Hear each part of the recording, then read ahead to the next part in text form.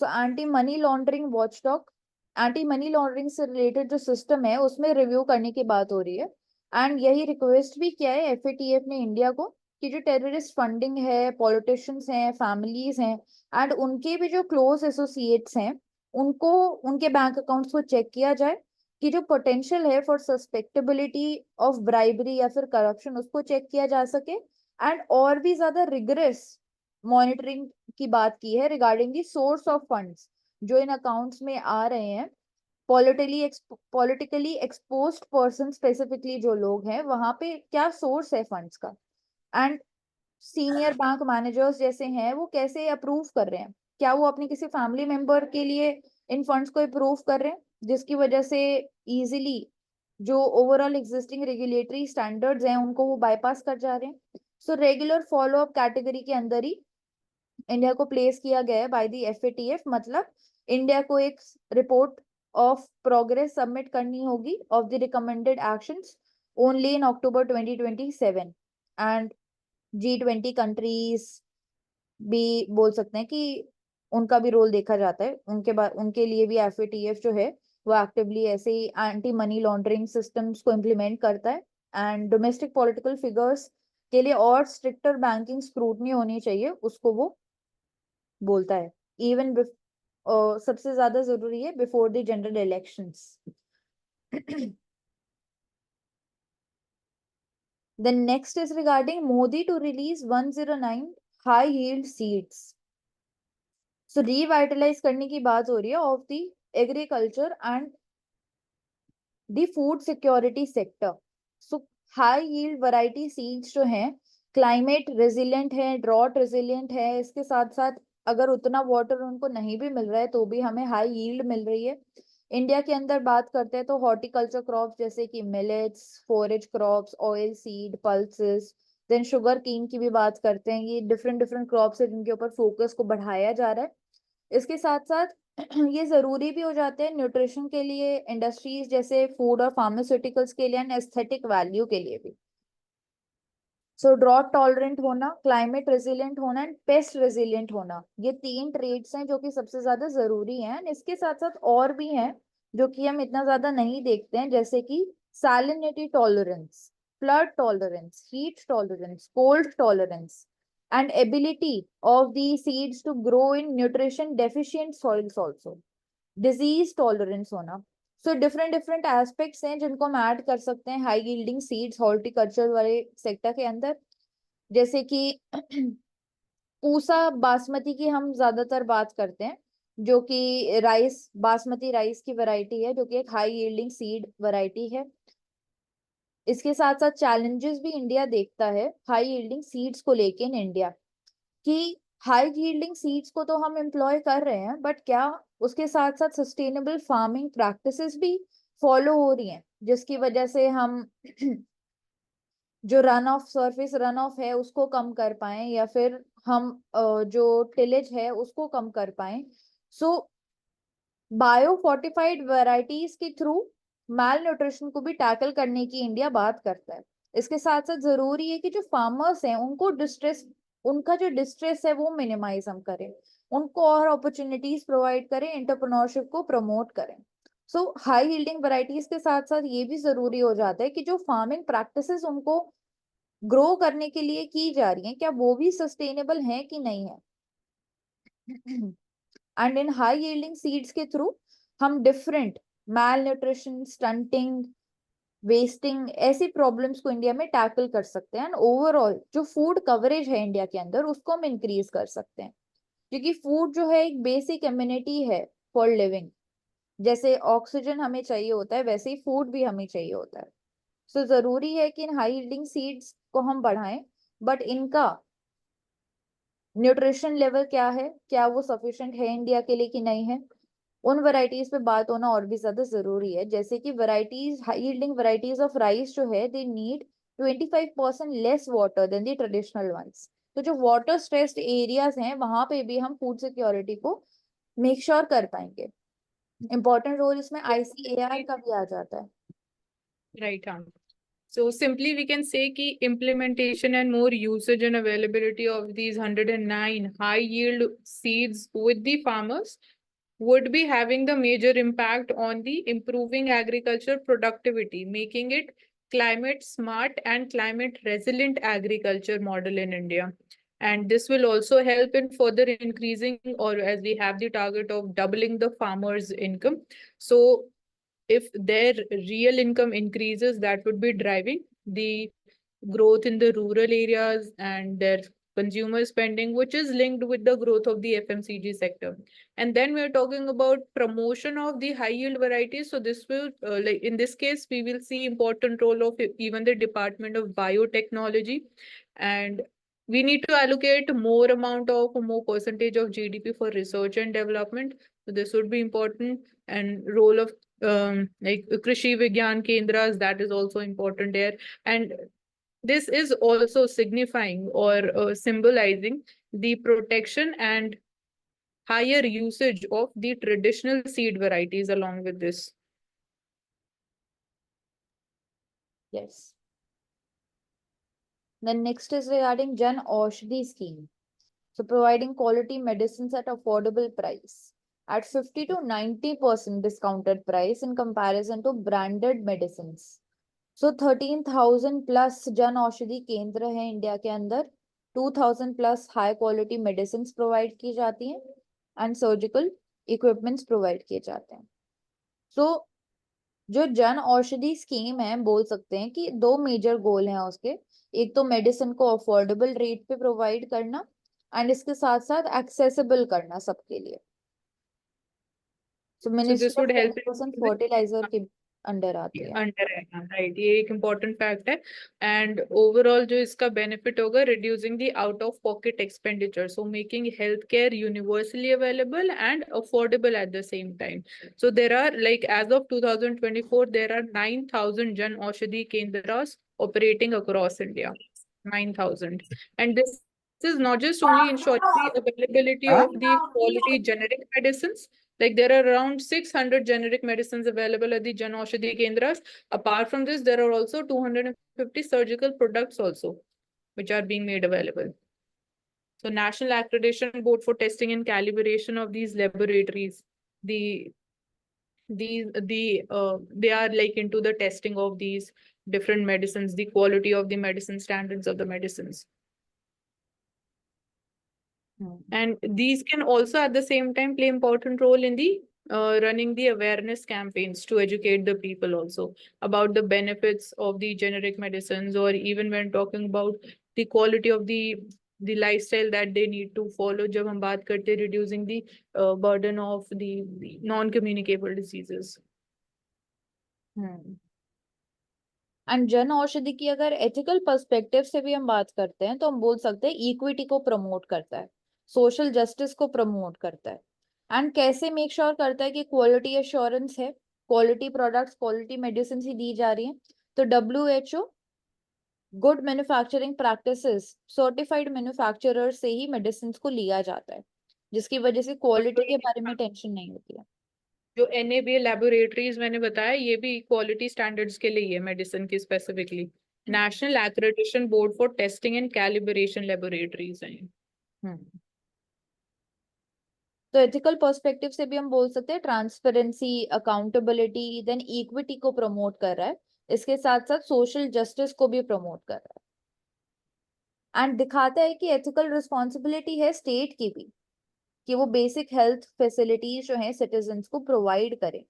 उनकी भी ethical duty है कि ओवरऑल पब्लिक हेल्थ को हम इम्प्रूव करें. जो बर्डन है एक्सपेंसिव हेल्थ केयर का, उसको कम करने में ये एक एग्जाम्पल बन सकता है. और जैसे यहाँ टोल फ्री हेल्पलाइन नंबर भी मेंशन है, तो telemedicine is also promoted through this, and there is again a mobile app also, Jan Aushadhi Sugam mobile app. तो QR code, so digital healthcare services are also being made available. So in case of any emergency, so even they can be contacted. Yes. The next is regarding no population census in the dark without vital data. So Office of Registrar General and the Census Commissioner of India, ये responsible होते हैं for carrying out the population census delay कर दिया गया था in 2021 due to the कोविड-19 pandemic. And जो next census है उसमें बात की थी हमने कि ई सर्वे किया जाएगा। सो एक ओवरऑल वॉइड क्रिएट करता है ये ऑफिशियल डेटा के अंदर। इंडिया का पॉपुलेशन वो भी for a decade. So sir कुछ साल में इतना ज्यादा डिफरेंस आ जाता है, तो पूरे डेकेड के अंदर तो सिग्निफिकेंट चेंजेस आ सकते हैं। अब क्योंकि हमें वो चेंजेस पता ही नहीं चल रहे हैं, तो how can we change our policy making and resource allocation according to those changes. Employment के अंदर, हेल्थ सेक्टर, एजुकेशन, इसके साथ साथ ऑक्यूपेशन, इन सेक्टर्स के अंदर हमारे लिए जरूरी हो जाता है कि इन चेंजेस को हम इम्प्लीमेंट करें। एंड जो सेंसस है वो एक relevance of course correction provide करता है स्ट्रैटेजीज के अंदर, एंड ह्यूमन वेलफेयर को मेक श्योर करता है। सो इंडिया जैसी कंट्री के लिए जरूरी हो जाता है, जो कि एक डेवलप्ड कंट्री बनने की बात करता है, एक सेंसस होना पीरियोडिक बेसिस पे बहुत ज्यादा जरूरी है कि जो सक्सेस है हमारे प्रोग्राम्स का उसको हम मॉनिटर कर पाए एंड करेक्ट ट्रैजेक्टरी के ऊपर जो हमारे प्रोग्राम्स है उनको हम टारगेट कर पाए। तो जो चेंजिंग रियलिटीज है ऑन द ग्राउंड, उनको कैसे हमें पता चलेगा कि क्या चेंजेस हो रहा है।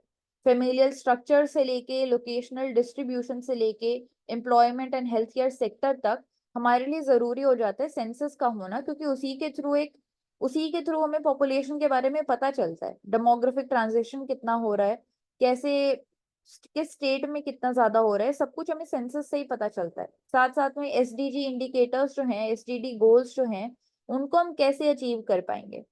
सो कंप्लीट एब्सेंस एक तरीके से देखा जा रहा है of any systematic assessment of the mobility different different domains के अंदर। सो बोल सकते हैं कि एक वॉइड ये क्रिएट कर रहा है, एंड सेंसस का होना काफी ज्यादा जरूरी है। एथिकल मोरालिटी भी है गवर्नमेंट की कि वो सेंसस को कंडक्ट करे, ताकि जो बड़े बड़े प्रोग्राम्स हम बढ़ा रहे हैं, सिर्फ क्योंकि हम बोल सकते हैं कि सिर्फ बजटरी एलोकेशन बढ़ाना ही इनफ नहीं है। हमें पता भी होना चाहिए कि वो बजटरी एलोकेशन कौन से साइड में हमें बढ़ाना है, कौन से प्रोग्राम के लिए हमें बढ़ाना है, बट वो हमें पता नहीं चल पाएगा without the census.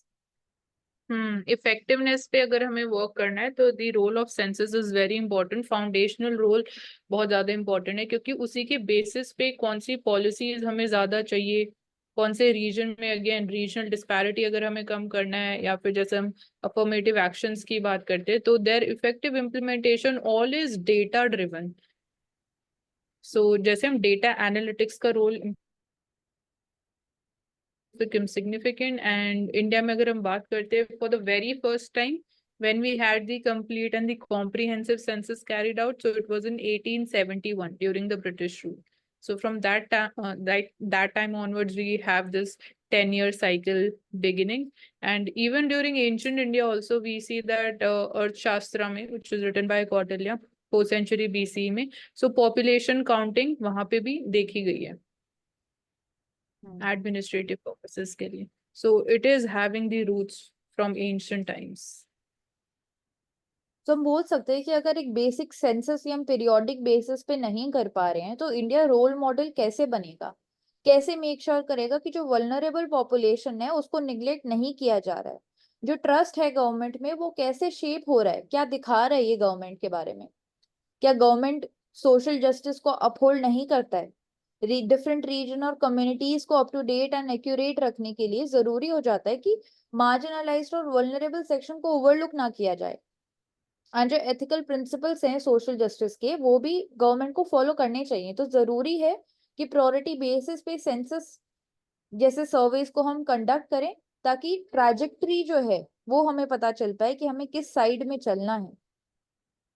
For example अभी हम देख ही रहे हैं कि जो इम्प्लीमेंटेशन है of the women representation bill in the parliament also and in the state assemblies, that would be after we are having the next census. So वो भी pending इसी चीज के ऊपर है, and that is also getting delayed.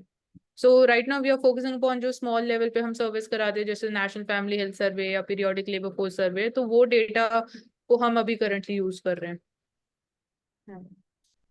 Yes.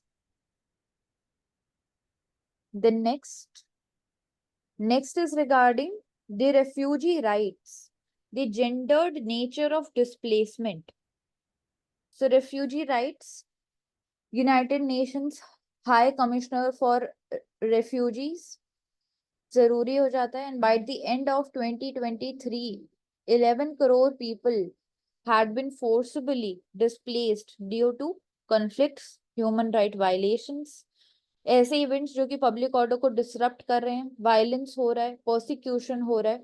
Among them 3.76 crore वर्दी refugees. Israel Hamas के अंदर हमने देखा, यूक्रेन रशिया के अंदर देखा, म्यांमार के केस में देखा, एंड अभी हम बांग्लादेश के केस में भी देख रहे हैं.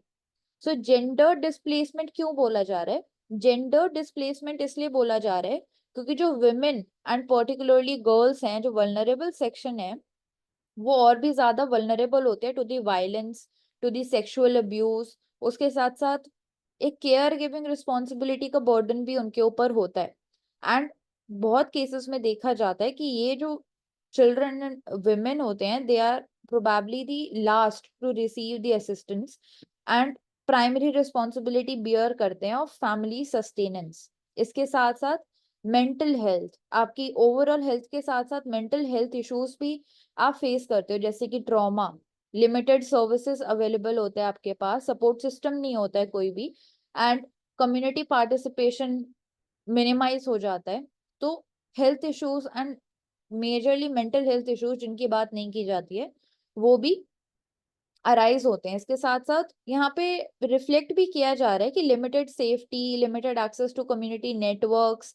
इसके साथ साथ फैमिली डायनामिक्स आपके चेंज हो जाते हैं. कई बार यू लूज योर पार्टनर और योर चिल्ड्रन और your wife.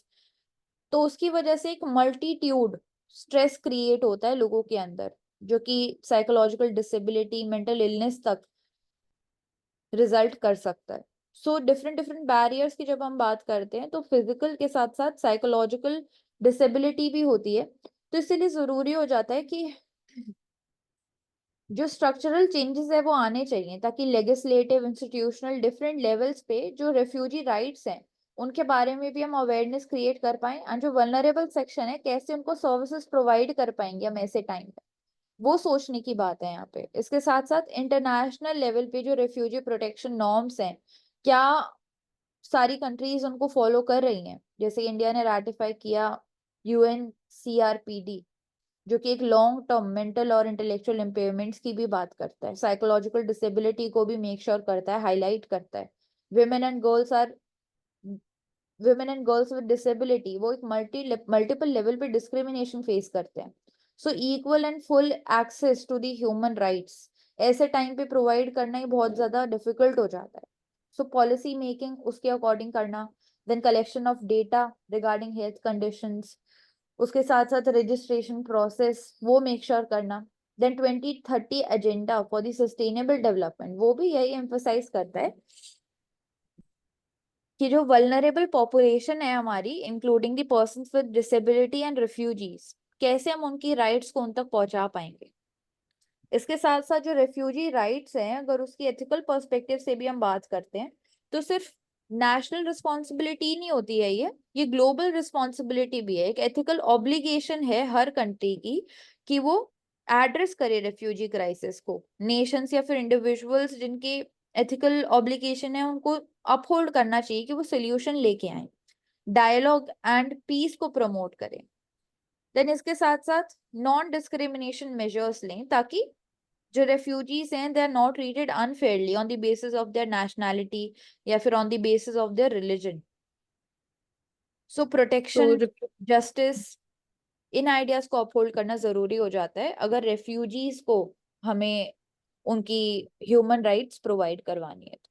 Yes Mansi. So refugees are, or they are also related to like internal security challenge also in a country. For example, India में northeast में हम बात करते तो they are seen as internal security challenge from the perspective of the competition in the jobs, then in terms of reservation, in terms of the habitation. तो basic services में competition increase हो जाता है, because we are seeing already challenging situation as far as job creation is concern. So internal rift gets created. And factually अगर हम देखते हैं तो India has signed the UN Convention on the Rights of Persons with Disabilities, but we are not a signatory to the 1951 Refugee Convention. जो कि UN convention है, and the 1967 protocol on it. And domestically also we are not having any particular law when we're talking about protection of the rights of the refugees. So refugees में हम हमेशा बात करते हैं upholding the rights and the safety of women and children, but we miss on the persons with disabilities. So that is also equally important. But even जब हम बात करते हैं इंडिया की प्रैक्टिस की, although we are not a signatory to this 1951 Convention on Refugees, but for example जब हमने देखा 1971 में इंडो बांग्लादेश वॉर के टाइम पे, या फिर हम जब म्यांमार से बात करते हैं that the Rohingya refugees moving from the Rakhine state, so India is like not, we are not ऐसी अप्रोच नहीं है कि we are saying a complete no to them या we seal the borders.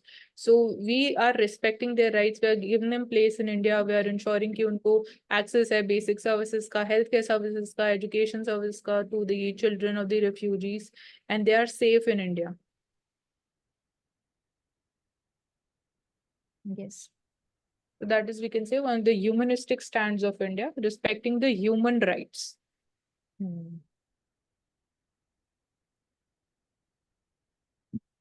Then next is regarding US antitrust ruling against the Google. We have already talked about it, जहाँ पे Google जैसी companies को guilty माना गया है by the US for violating the antitrust laws and by making exclusive deals जैसे smartphone manufacturers के साथ, जैसे कि एप्पल या फिर सैमसंग, जिसमें जो उनका सर्च इंजन है उसमें एक डिफॉल्ट पोजीशन सेट की गई for the Google. So India में भी जहाँ पे गूगल जो है एक डोमिनेंट मार्केट शेयर अपहोल्ड करता है, तो वहाँ पे इंपॉर्टेंट रोल आ जाता है इंडिया के अंदर CCI का, that is competition commission of India, जो कि ऑलरेडी जिसने पीनलाइज किया है Google for the similar practices, जिसमें सर्च इंजन में एक पोजीशन सिक्योर करना है, इसके साथ साथ एक मोनोपोली होना पूरे मार्केट में, एंड उस पोजीशन का फायदा उठाना. सो जो कि डिफरेंट जो CCI ने दिखाया है it stand in the case of Google, वो बोल सकता है कि आगे आने वाले बिग टेक फर्म्स के लिए भी इंडिया में जरूरी हो जाएगा कि जो एग्जिस्टिंग लॉज हैं उनके साथ उनकी कंप्लायंस में आगे बढ़ना, कंपटीशन को तो प्रमोट करना, इनोवेशन को प्रमोट करना, बट उसके साथ साथ कंप्लायंस होना of the already existing laws even in India. जैसे कि इंडिया के अंदर ड्राफ्ट कंपटीशन बिल 2024 की हम बात कर रहे हैं, जिसमें So we टर्म have भी किया talked गया है about जिसमें टर्म भी किया गया है about the systematically significant digital enterprises from practising in the anti competitive practices. तो CCI's role is to maintain the fairness in the market competition, and जब हम बात करते हैं not even like just restricted to the functioning of the big tech companies like Google, Apple, and the cases related to even the Flipkart, तो e-commerce sector भी इसमें included है. उसमें acquisitions and mergers, they are fair, they are not distorting the market competition. Monopolizing tendencies are not illegally used in favor of a particular, again, an MNC or a corporate big house. So this is the role of CCI becomes very important. The Ministry of Corporate Affairs, a draft competition bill against, till it is in the draft stages. And यहाँ पे भी अगर हम बात करते हैं ethical perspective से, सो जो रूलिंग है अगेंस्ट द गूगल, तो जो डिफरेंट अथॉरिटीज है जैसे कि कंपटीशन कमीशन ऑफ इंडिया भी, वो मेक श्योर कर रहा है बेसिकली कि फेयर कंपटीशन को हम मेक श्योर कर पाए, मोनोपोलिस्टिक प्रैक्टिसेस जो हैं गूगल की उनको हम कर्ब कर पाए, इसके साथ साथ कंज्यूमर जो है, कस्टमर जो है, उसका वेलफेयर मेक श्योर कर पाए, क्योंकि सबसे ज्यादा इम्पैक्ट तो एंटी ट्रस्ट एक्शंस का कंज्यूमर के ऊपर ही आएगा. इसके साथ साथ जस्टिस और अकाउंटेबिलिटी का क्या, ऐसे बिग टेक फर्म्स के लिए जरूरी है कि ethical principles of justice, accountability, transparency and उनकी सोशल रिस्पॉन्सिबिलिटी का क्या. सो उसके लिए जरूरी हो जाएगा ऐसे एक्टिव स्टेप्स लेना, ताकि इनकी भी अकाउंटेबिलिटी को मेक श्योर कर पाए, मोनोपोली होने के बाद भी कंप्लायंस को मेक श्योर कर पाए. तो इसमें एक और कंज्यूमर सेफ्टी के पर्सपेक्टिव से डेटा सिक्योरिटी भी इम्पोर्टेंट हो जाता है. जैसे हमने देखा कि if Google is misusing the data of its consumers in order to sell that data which is telling about the changing consumer behaviour, और for example regarding the smartphone market in India. So that is also one of the distortionary element which can impact the fair market competition. Yes. The next is regarding Bengal and Bangladesh. They are bound together by more than just language. So social ties, people to people connect, then language का common होना, जैसे कि Bengali historically दोनों ही reason जो हैं partition से पहले 1947 में बंगाल का पार्ट हुआ करते थे, जो कि रिफ्लेक्ट करता है कि काफी सारे ट्रेडिशन सेम है, क्विजीन सेम है, म्यूजिक सेम है, देन रिलीजियस प्रैक्टिसेस बहुत सारी सेम है, जैसे कि दुर्गा पूजा बांग्लादेश के अंदर भी सिंबलाइज करता है, वेस्ट बंगाल के अंदर भी सिंबलाइज करता है कि शेयर्ड कल्चरल हेरिटेज है, इसके साथ साथ रिलीजियस एस्पेक्ट जो है काफी ज्यादा कॉमन है। बहुत सारे डिवोशनल सॉन्ग्स भी हैं जिनको हम बोल सकते हैं कि सेम है दोनों ही कंट्रीज के अंदर। रविंद्रनाथ टैगोर जैसे बोल सकते हैं लिटरेरी फिगर्स का इम्पोर्टेंट रोल रहा है दोनों ही रीजन्स के अंदर। मोर ओवर ज्योग्राफी की भी अगर बात करते हैं तो गंगा और ब्रह्मपुत्र डेल्टा एक ज्योग्राफिकल लिंक की तरह काम करता है दोनों रीजन्स के अंदर। सो एग्रीकल्चरल प्रैक्टिसेस भी उसकी वजह से सेम दिखी जाती है दोनों रीजन्स के दोनों रीजन्स में, जैसे सुंदरबन डेल्टा की यहाँ पे बात हो रही है। इसके साथ साथ ये एग्जाम्पल हमें दिखाता है कि बंगाल और बांग्लादेश कितना डिफरेंट डिफरेंट पर्सपेक्टिव्स में इंटरट्वेंड है, हिस्टोरिकल, कल्चरल एंड जो डे टू डे लाइफ भी है लोगों की। अगर पॉलिटिकल बाउंड्री से आगे हम जाके बात करें तो जो डे टू डे लाइफ भी है दोनों रीजन्स में लोगों की, वो दिखाता है कि कितना ज्यादा कॉमन फैक्टर्स है। An important fact यहाँ पे है February 21 is marked as the Language Movement Day in Bangladesh, recognized by even UNESCO as the International Mother Language Day. So this showcases the importance of again linguistic diversity for both the countries. And as you were just mentioning about Rabindranath Tagore, so even he has written the national anthem for Bangladesh, which is the Amar Sunar Bangla. Then important personality who is known as again the father of the Bangladesh is the Sheikh Mujibur Rahman.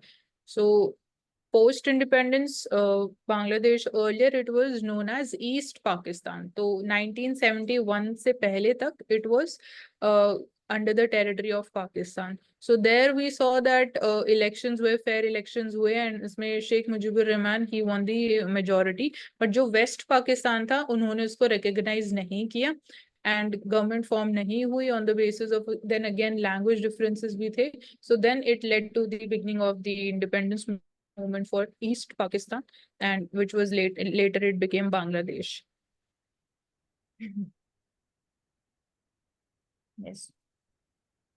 The next is regarding the bail as a norm. So यहाँ पे supreme court ने bell grant की है to Manish Sisodia. And इस पूरे article में तीन चीजें मेन हाईलाइट की गई हैं। एक तो ये दिखाता है कि the principle that bail is the norm and jail is the exception. इसके साथ साथ दिखाता है कि जो ट्रायल है उसमें जरूरी है the right to a speedy trial, जो एम्फोसाइज करता है कि जो ट्रायल प्रोसीडिंग्स है उसमें डिले होता है जिसकी वजह से कन्विक्शन के बिना भी उस इंसान को बोल सकते हैं कि जेल में रखा जाता है।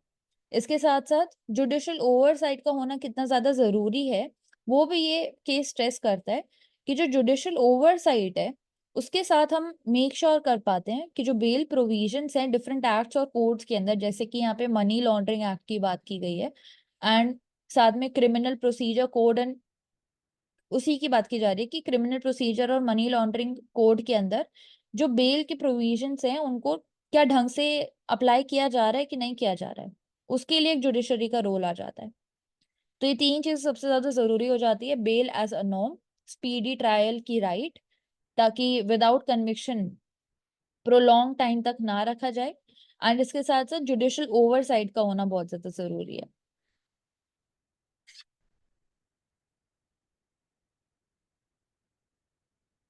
Then next is regarding cotton cultivation to be 10 to 12% lower this season as yields fall.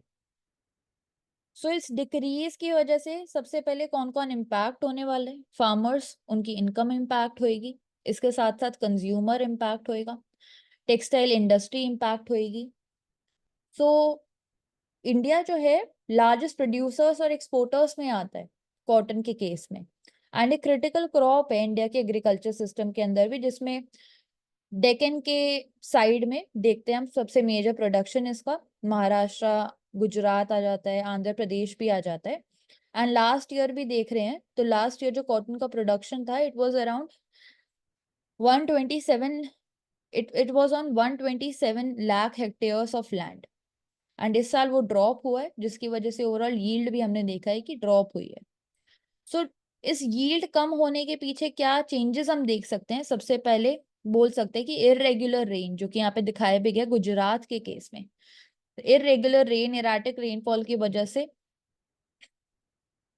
Changes देखने को मिले यील्ड के अंदर। क्लाइमेट चेंज, जिसमें वेदर पैटर्न्स को प्रिडिक्ट करना ही बहुत ज्यादा मुश्किल हो जाता है।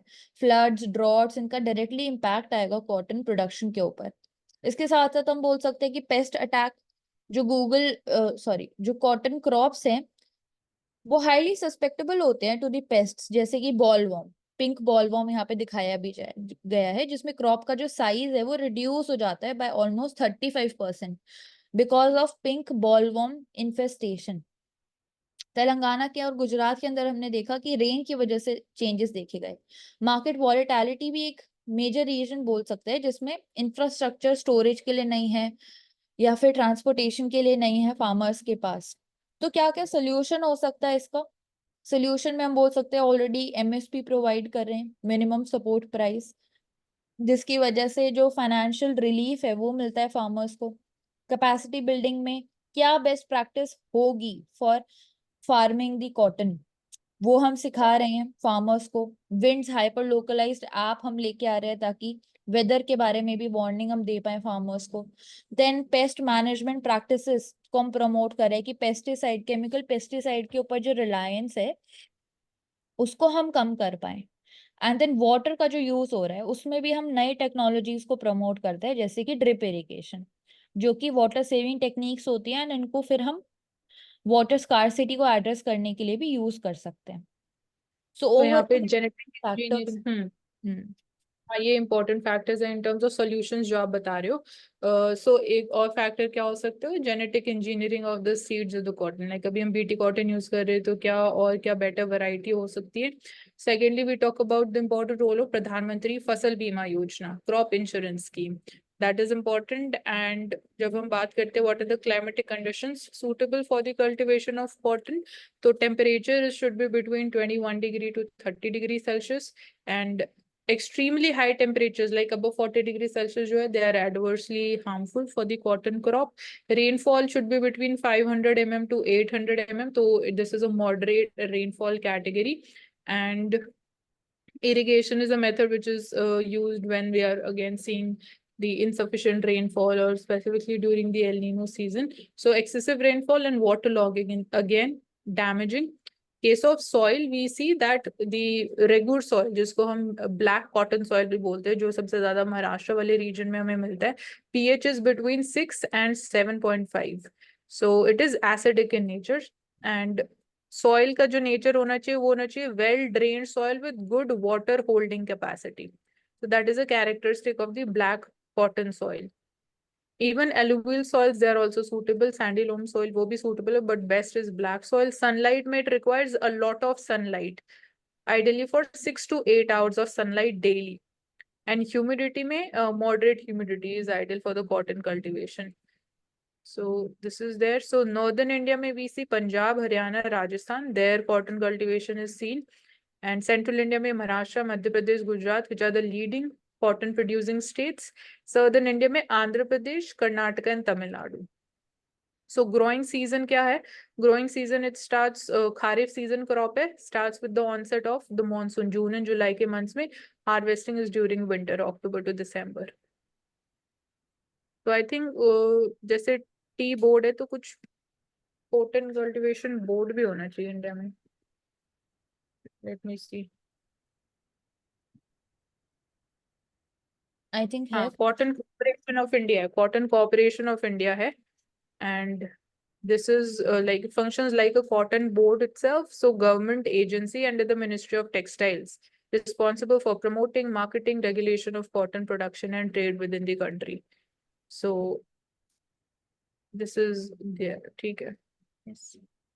Then last of all, we are talking about clean plant program, and government ने 1700 crores का outlay इसके लिए approve किया है under the mission for integrated development of horticulture. So इस clean plant program के अंदर हम कुछ specific चीजों के ऊपर focus कर रहे हैं. सबसे पहले कि जो प्रोडक्टिविटी और क्वालिटी है हमारे प्लांट की वो हम इम्प्रूव कर पाए. इसके साथ साथ पेस्टिसाइड का जो यूज है ताकि सस्टेनेबिलिटी और एक्सीलेंस स्टैंडर्ड्स को मेंटेन कर पाए हॉर्टिकल्चर सेक्टर में, तो पेस्टिसाइड के यूज को कम कर पाए. इसके साथ साथ जो एक्सपोर्ट पोटेंशियल है इंडिया का उसको कैसे हम इंक्रीज करेंगे. एंड एक सबसे इम्पोर्टेंट है कि virus free and healthy and high quality planting material हम यूज करें for improving the yield. So high quality and disease free planting material में आ जाएगा कि जो ग्रोअर्स हैं pathogen free planting material use कर रहे हैं ताकि जो डिजीजेस हैं हमारे हॉर्टिकल्चर प्लांट्स के अंदर उनकी वजह से यील्ड कम ना हो, जो फ्रूट एंड वेजिटेबल्स की क्वालिटी है वो अच्छी रहे, एंड देन जो लॉस है क्रॉप्स का वो कम से कम हो पाए. इसके साथ साथ जो फार्मर्स की इनकम है उसको भी एक इंटीग्रेट इसके अंदर करने की बात की जा रही है. क्वालिटी स्टैंडर्ड्स को मेंटेन करने के लिए सर्टिफिकेशन देने की हम बात कर रहे हैं. सो ओवरऑल ये इंपॉर्टेंट एस्पेक्ट्स हो जाते हैं regarding the clean plant programme. India के अंदर अगर एग्जाम्पल्स की बात करते हैं हॉर्टिकल्चर के अंदर ही, तो मैंगोज आ जाता है, एप्पल आ जाता है फ्रूट सेक्टर के अंदर. देन एरोमेटिक प्लांट्स को भी हम प्रमोट करते हैं, मेडिसिनल प्लांट्स जैसे कि tulsi, aloe vera, ashwagandha. Then tea coffee जैसे प्लांटेशन क्रॉप्स को भी हम प्रमोट करते हैं इसके अंदर. एंड कुछ स्पाइसेस एंड फ्लावर्स जैसे कि जैस्मिन एंड रोजेस उनको भी प्रमोट करते हैं under the horticulture crops. So horticulture sector के लिए भी इंडिया में जरूरी है 3 से 4 चीजें फॉलो करना. सबसे पहले सस्टेनेबिलिटी, देन सोशल रिस्पॉन्सिबिलिटी होना of in the Indian agricultural practices. इसके साथ साथ फेयरनेस मेंटेन करना, जो लेबर वहां पे काम कर रहे हैं उनकी राइट्स का क्या. देन जेंडर इक्विटी कैसे प्रमोट कर पाएंगे हम. जो सप्लाई चेन है हमारी उसमें कैसे मेक श्योर करेंगे कि जो ट्रेड प्रैक्टिसेस हो रही हैं वो फेयर हैं, ट्रांसपेरेंट है.